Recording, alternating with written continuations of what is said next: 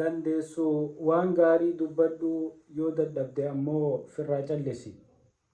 رسول ربي صلى الله عليه وسلم حديث إساني كل خيستي أكنجا من كان يؤمن بالله واليوم الآخر فليقل خيرا أو ليصمت.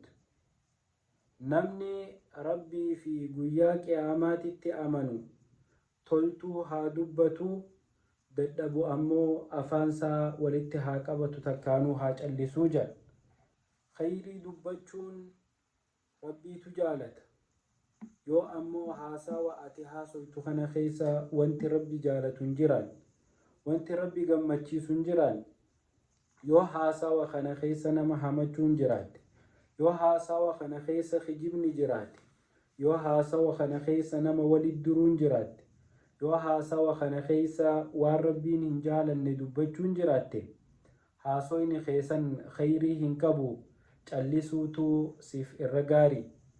Zamana kana namni hedduu haasa'u najaan bahu yoo callistee dhageeffatte ammoo najaa bahuun kee hafa hin qabu. Arrabni kuni isaatu hamtuu adda addaatitti nama geessa. Arrabni kun isa khalafee jabduu tana cabsu.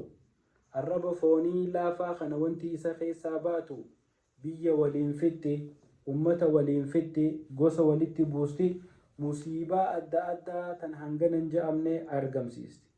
Tanaafuu arraba keenya kana waan khayrii qabu qofa itti haa dubbannu waan khayrii qabuun haa daleen.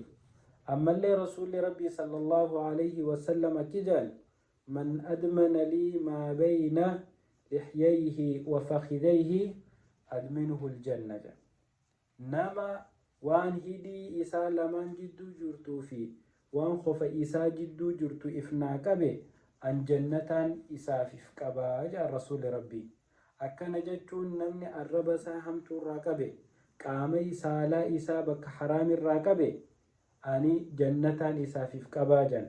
Tanaafuu arraba kee hamtuu dubbachuurraa qabe rasuuli rabbii sallallahu alayhi wasallam arraba kee hamtuurraa qabdee tiisitee qarasaniin ifnaa qabnaan